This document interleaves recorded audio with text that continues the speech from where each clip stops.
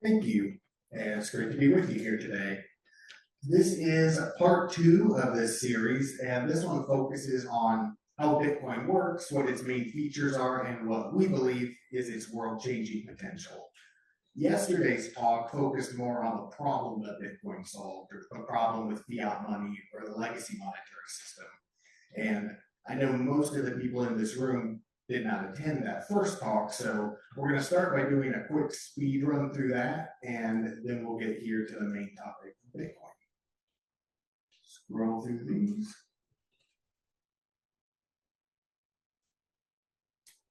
So yesterday I went through some fun foundational investment concepts because investments are what we do for a living, and Bitcoin is often discussed in the context of investments. Then we moved on to the characteristics of money and monetary technology, brief history of the transition from gold to fiat currency, and then we discussed what the problem with fiat money is and teed up today's talk with Bitcoin as the solution. So one concept that I learned in my corporate finance class at IU, the corporate finance professor taught us, is that the value of any investment is the net present value of all its future cash flows. And what does that mean? So broadly speaking, if you divide investments into two categories, debt and equity, or bonds and stocks, the reason theoretically that they have value is because they pay the owner a series of cash flows. This example is something like what a bond would look like, where one person loans another person $1 million. The borrower pays the lender, in this case 5% interest or $50,000 for 5 years. And then in the fifth year, they also return the original $1 million that was borrowed. An equity investment is different. It does not have a structural or predetermined or identified series of cash flows. In this case, if an investor gives the recipient $1 million, what they receive instead is part ownership in a business venture. And unlike with debt investments or credit, in this case, the upside potential of that investment is limited. No matter how well the business venture does, in this case, the lender's best case scenario is that they receive all their principal and interest payments back on time. And after 5 years, they have 1.25 million, whereas before they started with 1 million. But in exchange for that capped upside potential, they also have certain protections in the event that they don't receive the payment of principal and interest. These investments are typically, in this case, collateralized by the property that the investment is meant to develop. So if the borrower defaults on the loan, then the creditor has the ability as the creditor to go in and take ownership over the collateral. That's not the case with an equity investment. Sometimes business ventures don't work, and in that case, the equity investor is taking on a lot more risk, but they also have a lot more upside potential because no matter how well the business venture does, they're part owner in it. So I won't go through this here in detail, but the typical way in our industry that investments are valued is based on a projection of the cash flows that that investment will produce, and then discounting those cash flows based on how far out they are in the future. This slide just shows that concept of the trade-off between risk and reward, where this goes back for the last 30 years. The green line is a bond index, the blue line is a stock index.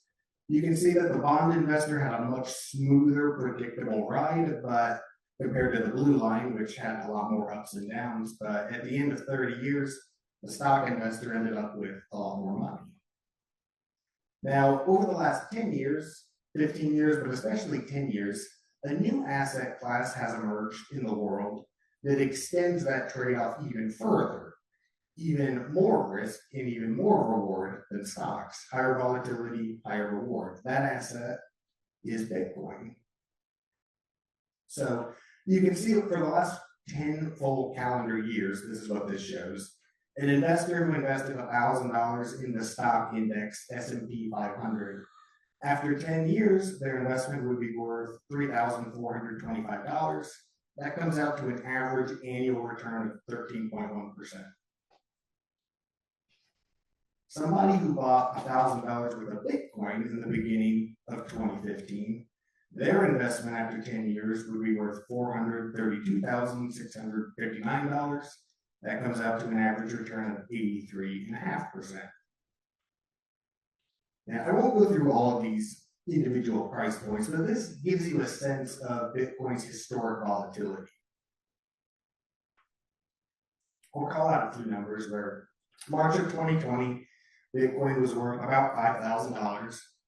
And then April 2021, it had risen to 63,000. And then it fell in July to 29,000, then went back up in November of that year to 67,000. A year later, it had fallen all the way down to 15,000.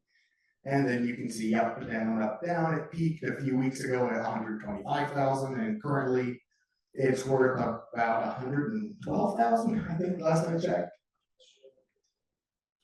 Yeah, yesterday was 115, today it's 112.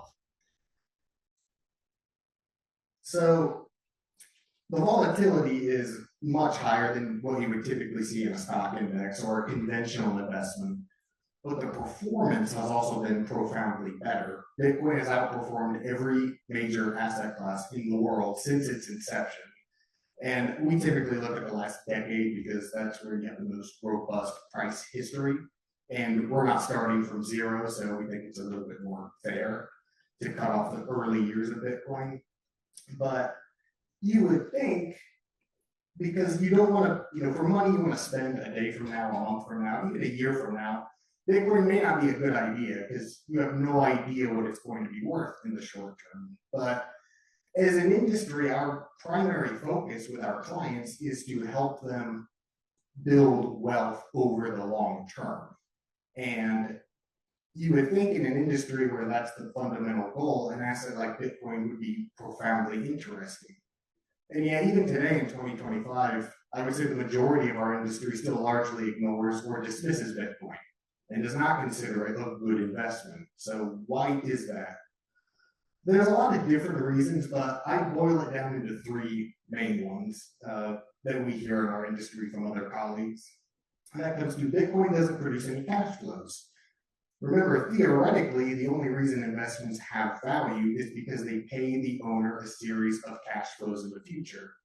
And the theoretical value of an asset that will pay no cash flows ever is zero.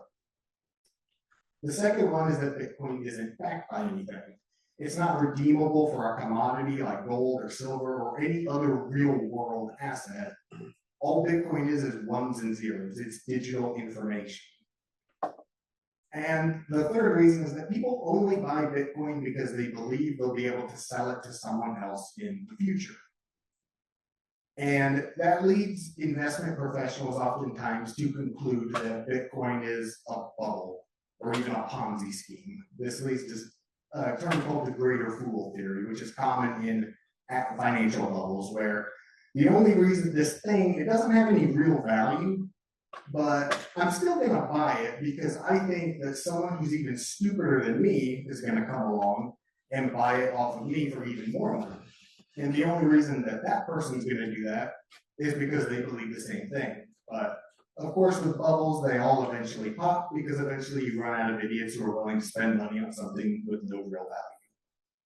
And because I and my firm embrace Bitcoin, you might expect me to refute these objections, but I didn't yesterday and I won't today because they're all true.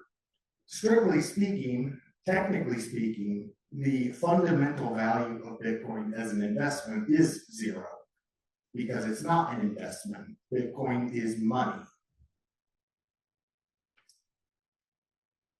And we went through the characteristics of monetary technology. I'll breeze through that here in the interest of time, but we examined Bitcoin, leaving it from the framework of an investment and talked about what makes for a good money, a good monetary technology. And fundamentally, the reason why gold emerged as money is because it's unforgeably costly to produce.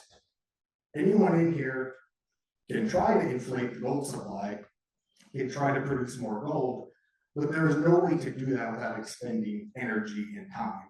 No one can print gold out of thin air.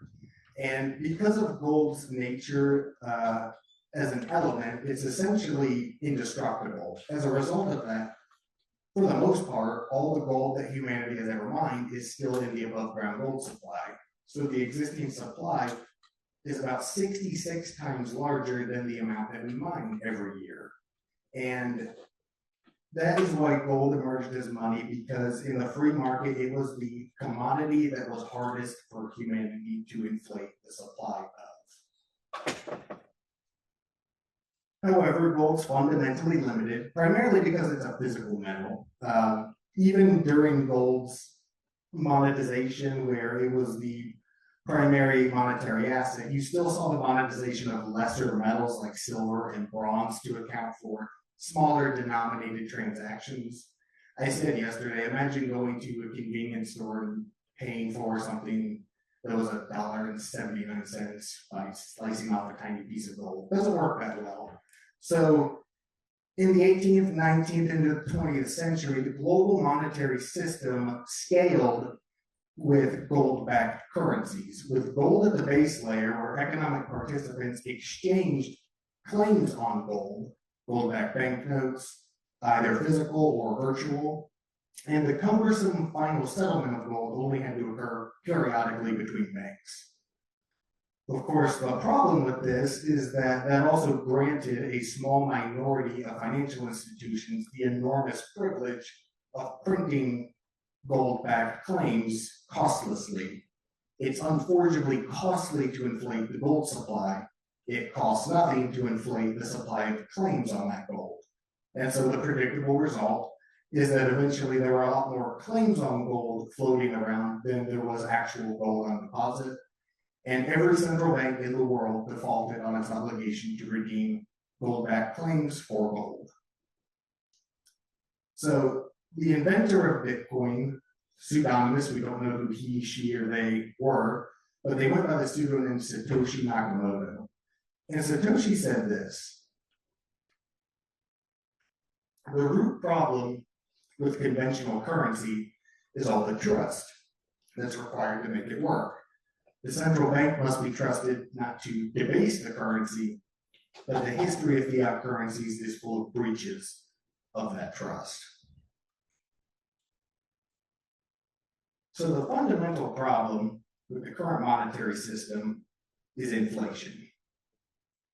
And there's a common baseline principle among Austrian economists, libertarians, cypherpunks, freedom fighters for decades that it is a profound injustice for a nation to force its citizens to exchange their time, labor, blood, sweat, and tears for a currency that a privileged private banking cartel can print for free.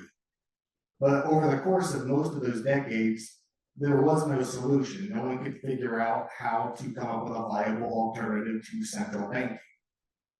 And in a 1984 interview, Austrian economist Friedrich Hayek said, "I don't believe we shall ever have a good money again before we take the thing out of the hands of government."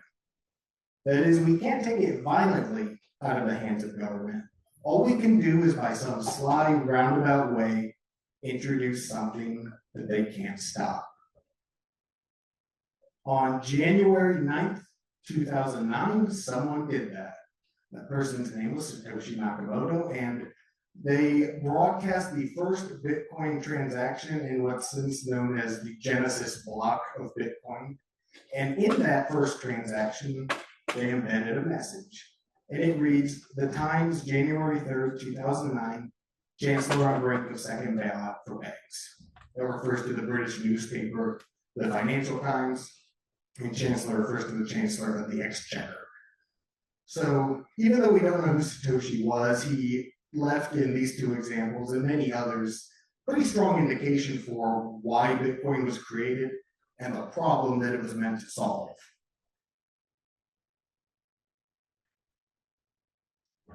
All right, 17 minutes, not bad. Now we're on to our main topic at hand, which is how Bitcoin works and really what it is.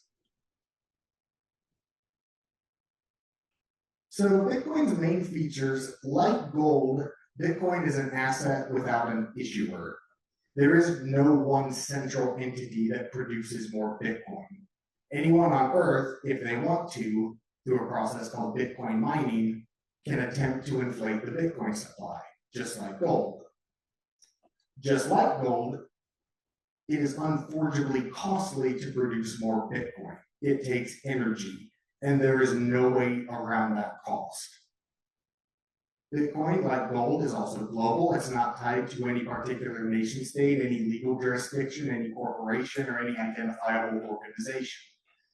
And it's permissionless.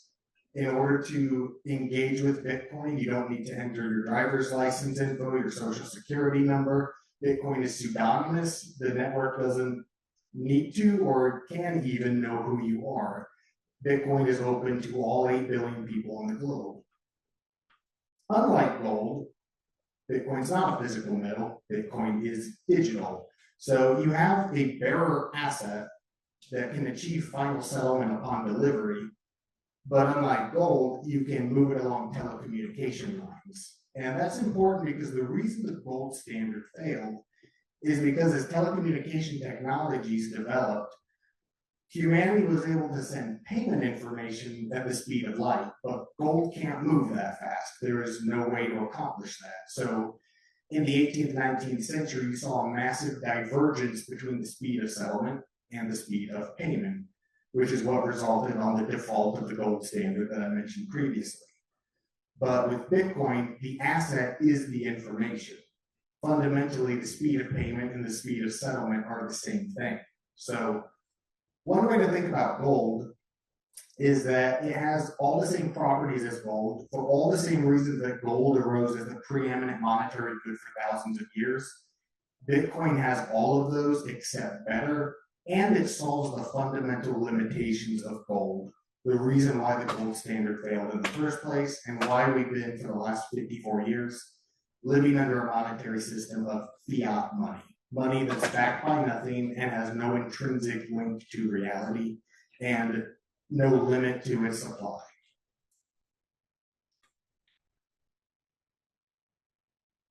So before I get into this, how Bitcoin works, I'm going to gloss over some of the technical details, but my favorite resource if you want to know actually how Bitcoin works fundamentally, even if you don't have a computer science background, my favorite resource is a book called Inventing Bitcoin by Jan Pritzker. Jan is a co-founder of Swan Bitcoin, which is a company that we partner with at Vista Investment Partners. So I may be a little bit biased, but that book is about 90 pages. You can read it in a Saturday afternoon, and it walks step by step through how you would invent Bitcoin if you wanted to redo that. And these slides are based on that. Again, I won't go into nearly as much detail as that book does, but you can, if you Google Inventing Bitcoin, Swan Bitcoin, or Inventing Bitcoin free book, Swan offers that book as a free PDF for download. So if you don't want to pay the book or buy the book, you can get a free version. And again, you can usually just Google Inventing Bitcoin free book. It'll be one of the top results. So oftentimes, one of the confusing points around why Bitcoin is even an innovation is because those dollars don't exist in physical form. They exist only as entries on a bank's computer. And Bitcoin works the same way, except instead of existing on a trusted centralized ledger, the Bitcoin ledger is distributed. Anyone in the world, if they want to, can download free open source software and maintain a copy of Bitcoin's global ledger themselves on their own device. Also, anyone, anywhere in the world can attempt to update Bitcoin's ledger with new transactions, including the issuance of new Bitcoin, typically to themselves. So that leads to a computer science problem called the Byzantine generals problem, which fundamentally is what Satoshi solved. But that problem boils down to if everyone in the world, including people who don't know, like, or trust each other, can keep track of a shared monetary ledger, and everyone can update the ledger, how do we come to consensus or agreement on whose ledger is correct? How can I not just give myself $1 million of Bitcoin and Jonathan Camps gives himself $1 million of Bitcoin? Our two ledgers contradict each other. How do we know which one is correct? The way Satoshi solved that problem is through proof of work consensus. Proof of work was a technology that an early version of that was developed by a software developer named Adam Back, initially as an anti-spam technology. And it's based on something called a hash function. Bitcoin uses the hash function SHA-256 secure hash algorithm. You don't necessarily need to know that, but what you would like to know is that the way a hash algorithm works is you can put any amount of arbitrary data into it, and it spits out a hexadecimal string. And it is impossible to predict what that output is going to be beforehand. So hexadecimal means each digit has 16 possible values. So if I wanted to produce something that started with a 0, on average, it would take me about 16 tries. If I wanted to produce something that started with 2 zeros, it would take me 16 squared times, so on and so forth. So the original version for anti-spam, imagine if I had an email software client that required the sender of an email to run their message through a hash function, and it would only hit my inbox if it produced an output with a certain number of leading zeros. That produces an unforgeable costliness to email, where without trusting the person sending it, I know verifiably that they have expended a certain amount of electricity in order to get the message to produce the output within a given difficulty parameter. And that, in essence, is what Bitcoin miners do. They take the new transactions that they want to add to the ledger. They take a piece of information from the last update to the ledger, and then they take a random number. They run all of that through a hash function, and they see what they get. And then they do that quintillions of times until somebody somewhere comes up with an output value that satisfies Bitcoin's difficulty adjustment. And the genius of that is, whereas it takes an enormous amount of energy among all the participants to try to find that value, once someone finds it, they can hold it up to the world and say, I did it, I mined the next Bitcoin block. And everyone else in the world, if they want, with one hash function, can verify that they did in fact solve it by putting the same new transactions piece of info from the last block in random number that they did, and verifying that yes, it does in fact satisfy the difficulty adjustment. Because each new transaction update includes a piece of information from the last update that cryptographically links every update together, from the current ledger state all the way back to the origin of Bitcoin, which makes it tamper resistant. If anyone tries to change anything about the transaction history, that will alter the output for all of the blocks after it. And Satoshi called this a time chain. That's since become referred to as the word blockchain. You may have heard of that, but that is what that's referring to. So why would anyone expend all of this energy to try to update Bitcoin's ledger? The reason is because each block includes a special transaction called the Coinbase transaction. That's where the company Coinbase got its name, which is the amount of newly issued Bitcoin. They also receive all the transaction fees that economic participants include in their transaction.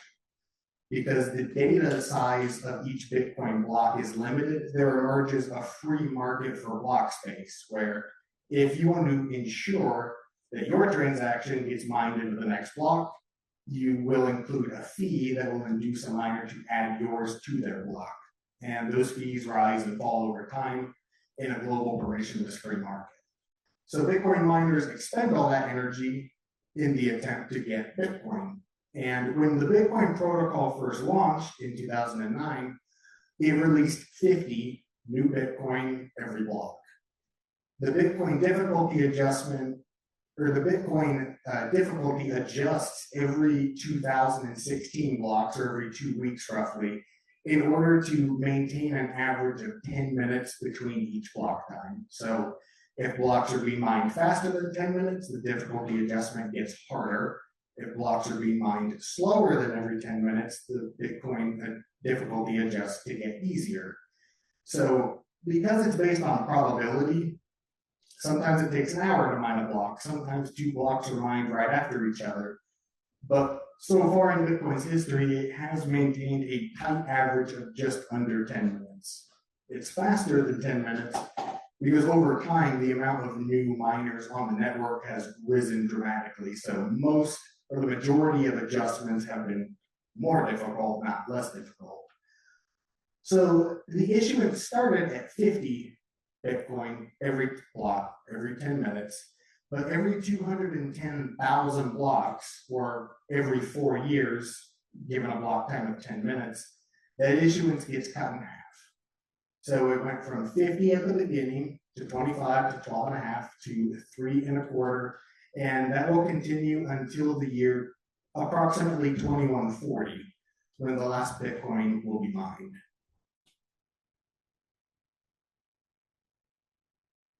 This shows that same curve zoomed in as of the last halving, which occurred on April 19th, 2024. And as of that time, approximately 19.7 Bitcoin had been mined. There will only ever be 21 million Bitcoin. If you play this graph out, it reaches a terminal supply cap that approaches 21 million. It's actually a little bit less, but 21 million is easier to say than 20,999,999.9997. So you'll typically hear the number 21 million. But you can see by the next halving, which will occur about spring of 2028, there will be 20.343 million Bitcoin mined.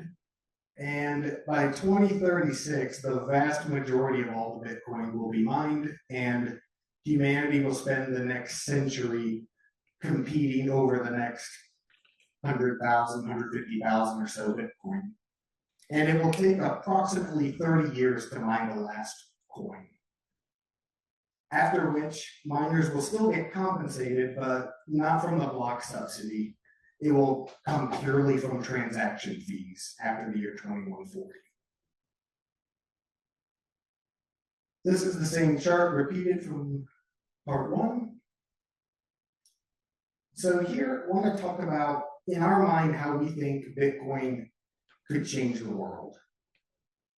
The first one is what I spent the most of the time talking about in part 1, that for the first time since the inception of central banking, we have the technology that provides a viable alternative to the monetary monopoly that has dominated global finance. And that has profound implications for everything from government policy to banking, where for the first time we have an open, global, and permissionless monetary system. And what that means is that for the first time, everyone is competing on the same playing field. Where I think that we're all very lucky to live in the United States. We have problems with the current monetary system. I went through those in detail yesterday. But in general, ours is still the best system compared to other fiat currencies. We'll often tell clients that we're the prettiest horse in the glue factory. But if I want to send dollars to someone in North Korea, I can't do it because it's permission. There's a lot of things that you can't do with the US banking system because you have to get permission by your relevant legal jurisdiction. But Bitcoin is open for everybody. It's decentralized. It's not controlled by anybody. There's no corporation or government or legal jurisdiction or court that determines how Bitcoin behaves or what the parameters of its protocol are. Now, I sometimes get the question, well, how do you know that Bitcoin is not the face or not the MySpace of crypto? How do you know a better one's not going to come along? What's to stop me from creating my own version of Bitcoin? And my answer is nothing. Anyone here can copy and paste the Bitcoin protocol and tweak some parameters and create their own version. But what you've just done is created a separate asset that will not be in consensus with the rest of the Bitcoin network. So you would have to convince everyone else to come play your new game because their network nodes will not even see what you're doing because it conflicts with the rules of Bitcoin. And the capped money supply, that is the solution to inflation, which, as I outlined yesterday, is the fundamental problem with the current system, that it can be reproduced costlessly. And that leads to everything we see from price inflation to, it may be worth going back to a concept that I think is important here. I talked yesterday about something called the Cantillon effect. Because besides prices going up, it may not be obvious why is that such a bad thing. And I would say this is the primary answer, where imagine that I start counterfeiting currency in my basement tomorrow. And every morning I counterfeit $10 million, and then I spend the day running around Richmond spending that $10 million. I buy cars, I buy properties, I buy houses, I buy clothes, I go to restaurants, I go to bars. And let's say that my counterfeit is pristine, is perfect, indistinguishable from a legitimate dollar. And so in my mind, I'm not harming anybody because the recipient of my dollars, they can deposit it in the bank with no problem. They can spend it, no problem. So what harm am I really doing? Counterfeiting is illegal for a reason. It does do harm. I would be harming this community. That harm is just not as obvious as it would be if I were running around robbing people at gunpoint. The mechanism of harm primarily is the Cantillon effect, which in essence means that the closer you are to the money printer, the more you benefit from the currency inflation at the expense of those who are farther away from you. So in my example where I'm counterfeiting a bunch of money, who benefits the most? I do, because I get to spend it first. The businesses I spend it at benefit the second most. And maybe some of their employees, get raises they otherwise wouldn't have gotten because the business gets so much more revenue. And you can see some other downstream benefits that some other people might get, but by and large, most of the community is going to be worse off because they don't benefit at all from the currency inflation. By the time it reaches them, the prices have already gone up. So they're just going to notice that the price of everything in Richmond seems to be going up a lot. And I'm getting worse off over time. The point I like to make here is that this dynamic, this harm, does not magically disappear just because the inflation is legal. A useful way to think about this is that counterfeiting is illegal inflation. Inflation is legal counterfeiting. And so what you would expect to see in a realm of fiat currency where there is no intrinsic scarcity of the currency, where it can be expanded, the supply can be expanded costlessly, is you would expect to see the currency supply rise exponentially, which it has been. And as a result of that, you would expect to see rising wealth inequality, which we have, along with other numerous problems that we won't get into today, but that I would say is the main one for why inflation is a bad thing.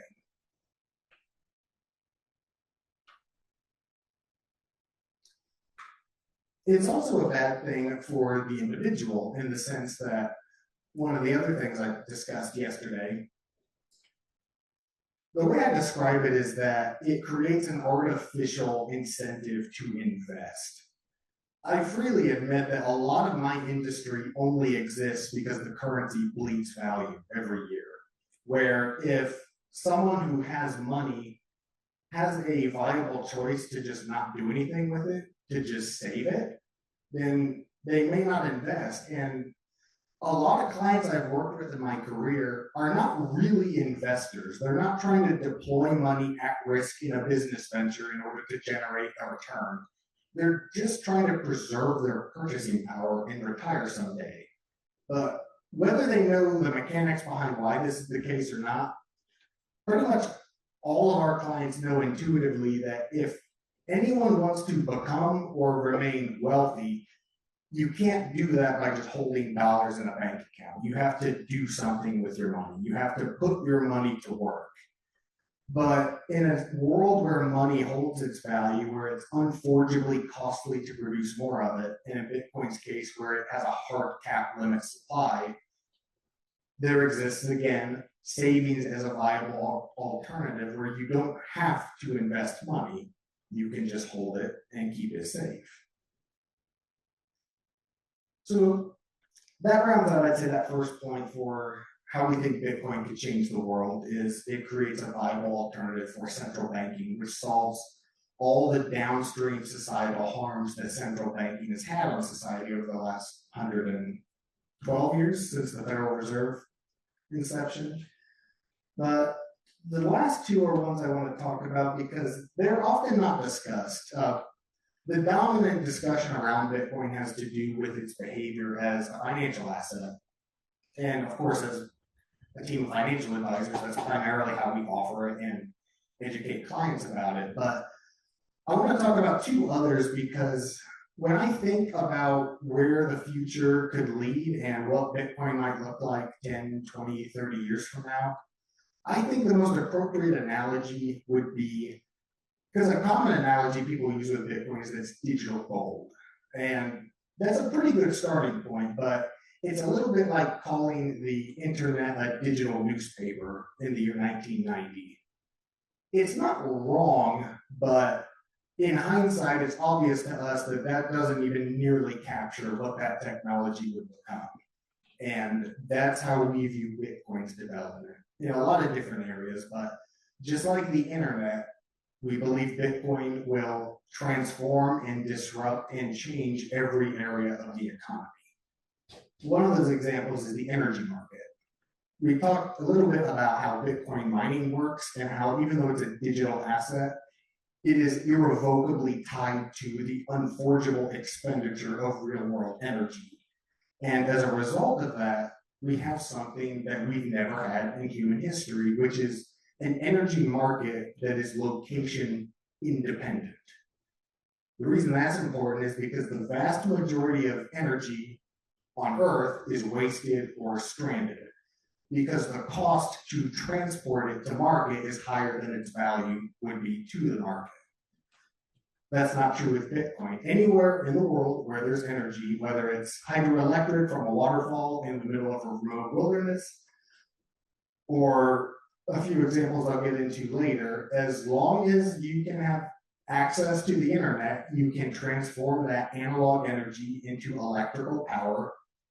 You can run that through a computer that performs hash functions, and you can generate Bitcoin with that energy. Then the third is Bitcoin is a digital bearer asset. So people, our common thought will be, don't we already have digital money? After all, I can send you money with Zelle or Venmo or PayPal. How's Bitcoin any different? And my answer is that we did not, in fact, have digital money before Bitcoin. We had digital credit. Because whether you swipe a credit card or send a Venmo payment, even though the payment information clears pretty much instantaneously, that payment does not settle for weeks or months.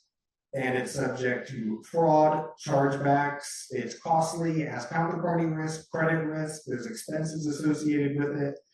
Bitcoin is fundamentally different from that because it's, even though it's digital, it is a bearer asset.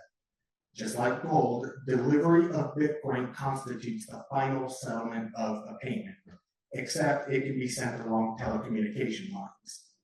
And because it's digital, it's also programmable, unlike gold. So for the energy example, I have a few here, but one of those is there are a growing number of firms that are mining Bitcoin with methane that is emitted from landfills. So landfills emit methane, and that previously was a problem that didn't really have a good solution. Methane is a greenhouse gas, and so depending on the jurisdiction you live in, landfills were subject to regulations that required them to mitigate or somehow avoid methane, but that was costly to do. And even though methane can be a useful energy source, the cost to get that methane to market where it could be used historically was higher than the value that energy would be. So you had an energy source that was pure waste. There was nothing profitable to do with it until Bitcoin. In this case, Bitcoin miners will co-locate to the landfill, harvest the methane, combust it to produce electricity, run it through Bitcoin mining computers called ASICs, and produce Bitcoin, which leads to a revenue positive, profitable use for the energy where before none existed. Another interesting feature or fact of Bitcoin miners or ASICs, just like all computers, they produce heat. So you can think of a Bitcoin miner as something that takes in electricity and spits out heat and Bitcoin. Typically in the data center industry and in computing in general, heat is a waste product. Computers typically are structured in order to diffuse the heat, get rid of it as quickly as possible, because there's generally nothing valuable to do with it. But the economics of Bitcoin mining take on a very interesting new lens when you consider that there may be valuable things you can do with the heat. So my favorite example, and I think the clearest one, is right now there are a lot of people who heat their homes with Bitcoin miners. So usually corporate or commercial miners want to get favorable electricity prices. Below us or above a certain cost of electricity, it's not profitable to mine Bitcoin because you'll pay more for the electricity than the value of the Bitcoin that you receive will be. And that's typically true for residential and commercial electricity rates. The residential electricity price in Wayne County, Indiana, I believe is somewhere around 10 to 12 cents per kilowatt hour. You're not going to make profit mining Bitcoin with that, but you can get pretty close to breaking even. And in a scenario where I'm breaking even, the cost of the electricity is about equal to the value of the Bitcoin that I mine, but I can heat my home for free, then my profit is the elimination of my heating bill. And that is what thousands of people all around the world are doing now. And it's not just heating residential and commercial buildings. We know and have met people who are using Bitcoin miners to dry beef jerky, to heat pools. Any application you can think that requires heat, there is a potential economic opportunity to do that with Bitcoin mining.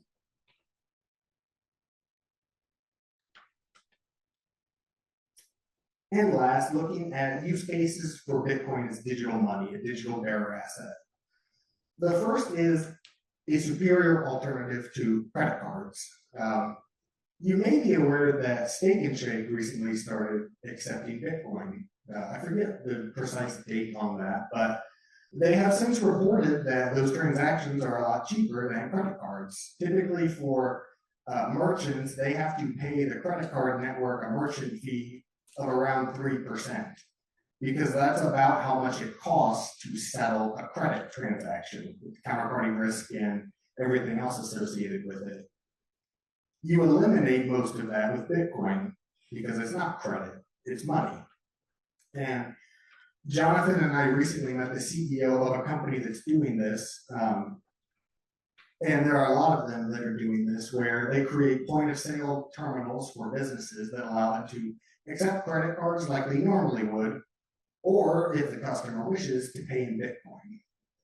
And the benefit to the merchant is the payment settles instantly. So especially for online payments, there's an enormous problem with fraud, chargebacks, there's the merchant fee they have to pay. They can eliminate all of that with Bitcoin payments.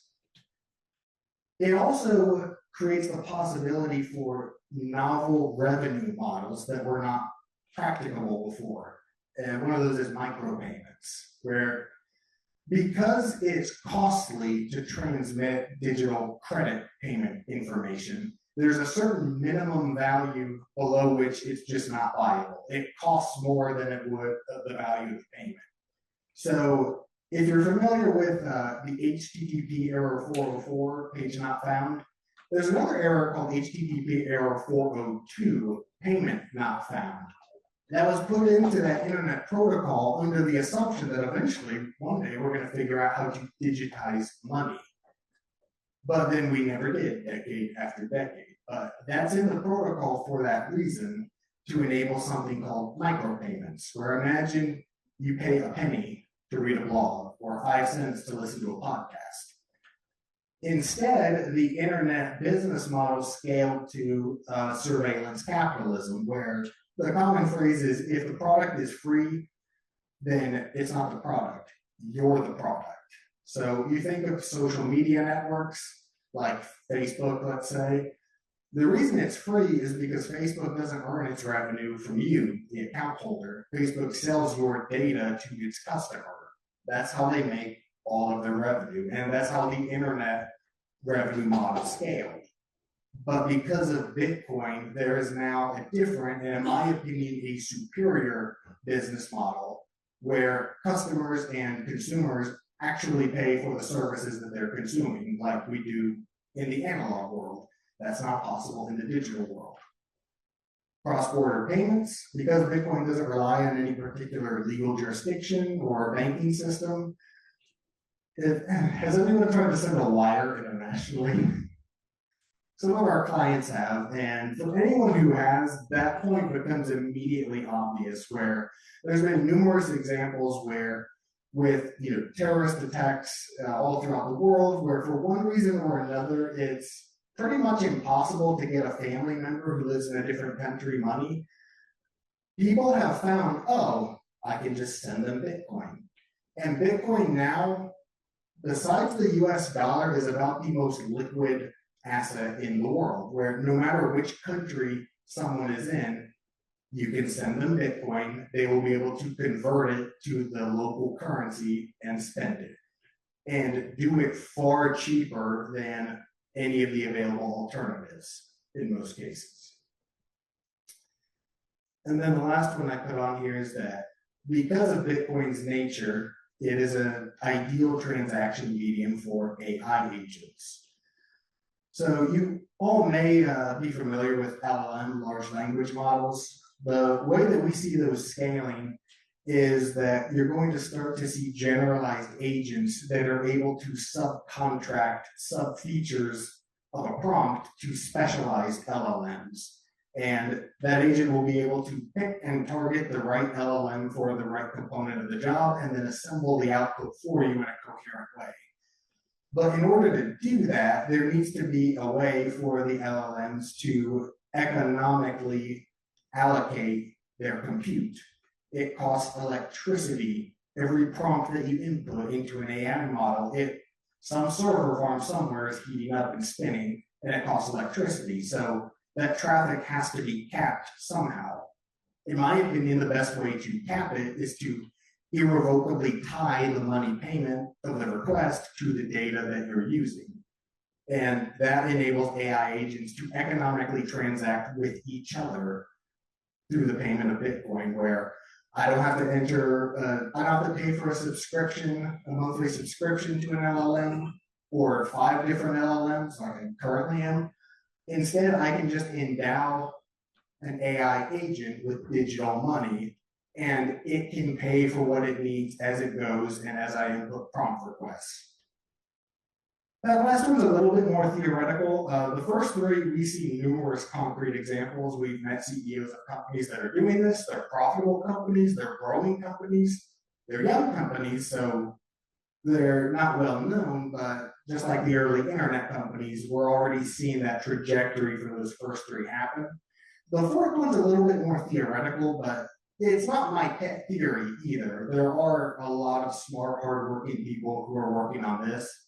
And specifically, the intersection of Bitcoin and AI is something I think will be profound in the future, even if the details of what that looks like are hard to imagine today.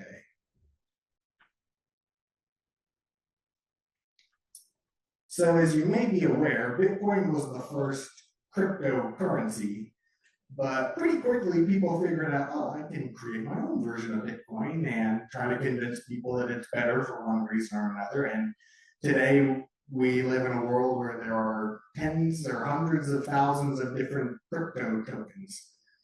And that relates back to the question people often ask, how do you know Bitcoin? Because we only focus on Bitcoin. We do not recommend or offer our clients non-Bitcoin crypto, like Ethereum, Dogecoin, Ripple, Solana. We do not believe those are the same thing as Bitcoin. And that's because Bitcoin is a protocol. It's not a platform. And if you think of the internet, the entire internet has scaled for decades on the protocol TCP/IP. And protocols are very difficult to replace because they don't have to be perfect. They just have to be good enough. They have to do what you need. And then it will scale in layers on top of that protocol. And that's what we view Bitcoin as. Bitcoin is the monetary protocol for the internet that had previously never existed. And it's kind of like base 10 math, which is the math that we all use. In order for me to come up with a new form of math and try to convince everyone to use it, it can't be 5% better or 10% better. It has to be 100 times better.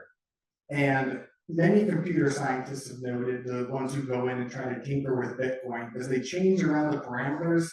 If they move something or alter something very much at all, they end up breaking something elsewhere in the protocol. And Adam Back, the same gentleman I mentioned who pioneered Hashcash, which is the proof of work technology, that was his conclusion, and what made him devote the rest of his career to a Bitcoin company was that despite all of his experience and knowledge, this thing Satoshi created was about as good as it can get. Bitcoin's also a monetary good. And when it comes to money, winner takes most, if not all. It converges in a free market. Money is the most saleable good. It will converge on one thing. You will not naturally see many different competing forms of money because in some ways that defeats the purpose of money in the first place. So the way we see it is every other crypto token, for the most part, is attempting to compete with Bitcoin as money, and in that respect, it will fail. And Bitcoin is an asset without an issuer. A fundamental innovation is a digital asset with no trusted intermediary and no issuer. What you'll find with non-Bitcoin crypto assets is that they uninvented the critical innovation of Bitcoin by reintroducing a trusted issuer or intermediary.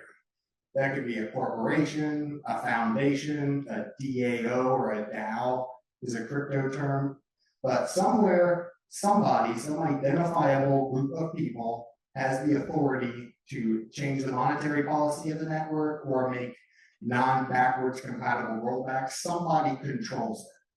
Bitcoin is the only crypto asset for which that is not true. And then lastly,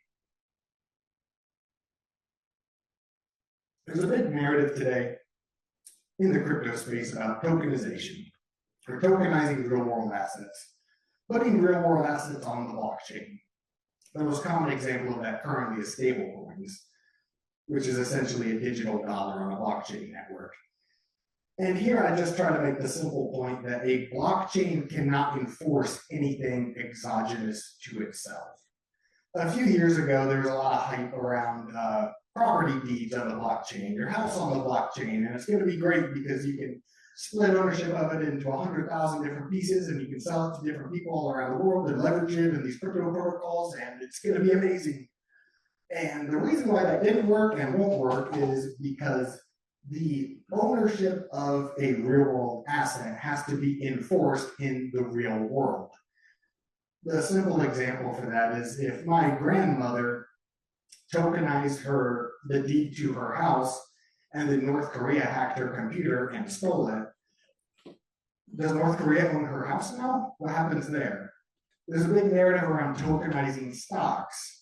If that happens, North Korea hacks an exchange and steals the majority of the shares of a publicly traded corporation.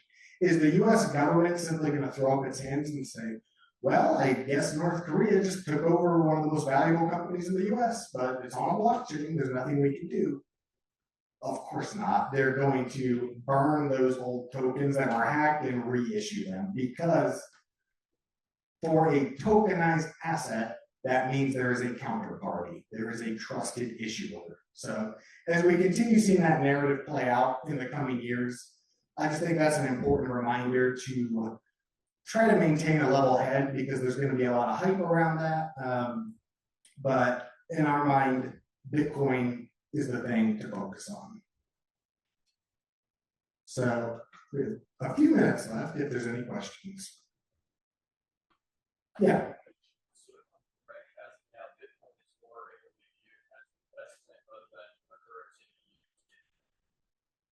That's a good question. He said, so if I'm correct, Bitcoin currently is more like an investment than a currency or a medium of exchange.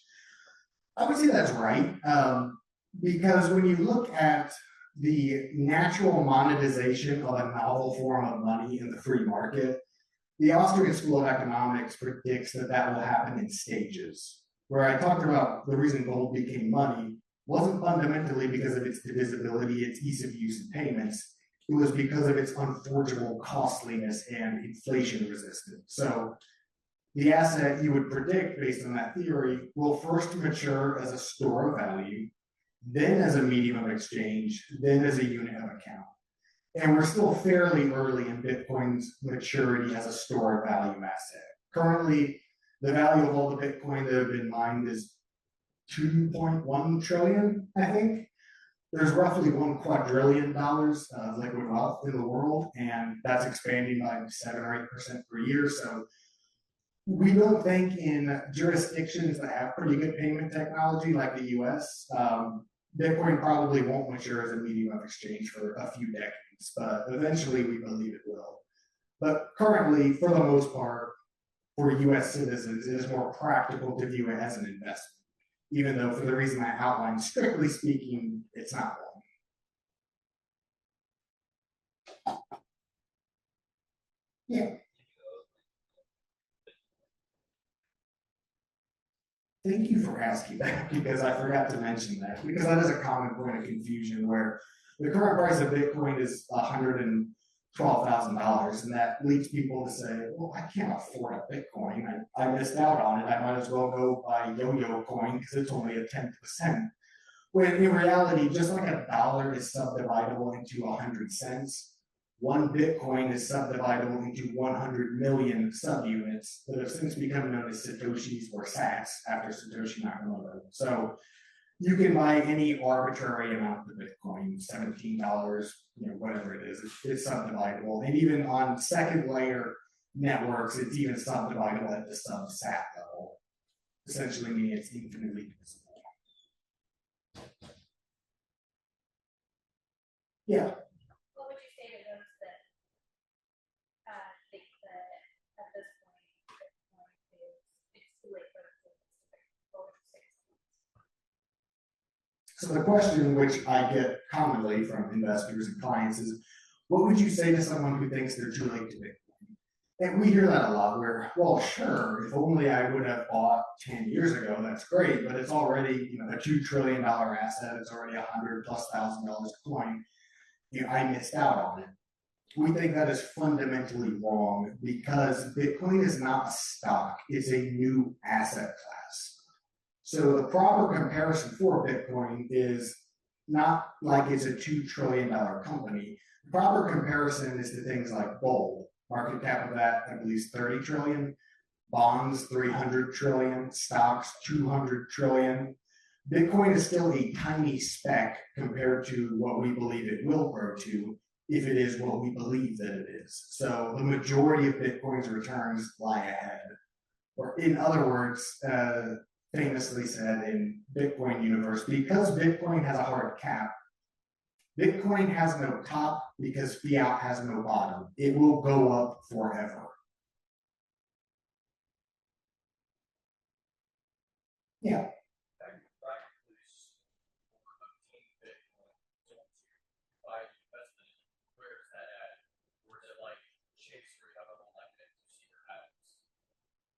So the question was, how do you store Bitcoin?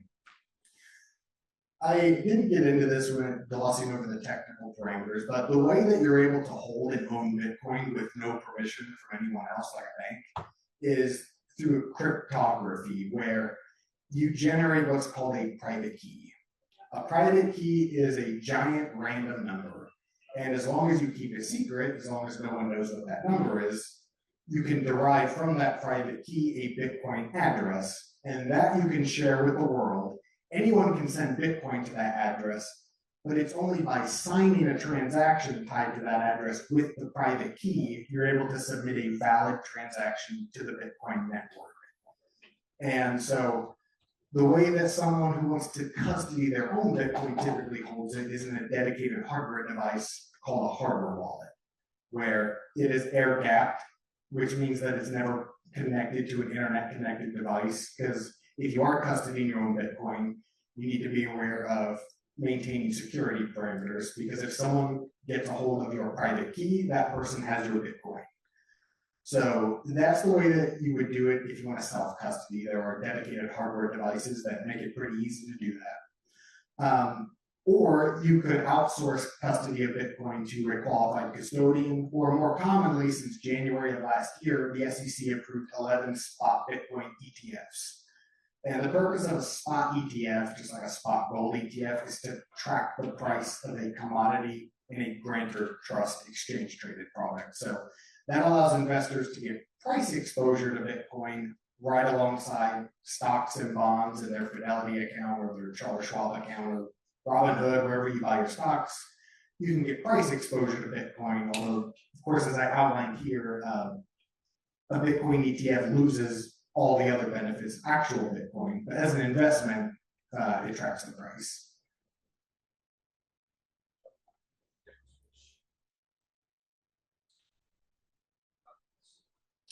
Yeah, Jonathan said, explain the difference between like hot wallets, cold wallets. I'll dig a little bit into that, where I described with a dedicated hardware device, a hardware wallet, that's often called cold storage, because the private key is not connected to an internet connected device. You can also have a hot wallet or a mobile wallet. You could download on your cell phone right now a Bitcoin wallet. There's dozens of them. That's not as secure because it's connected to an internet connected device. They call that hot storage. So a little bit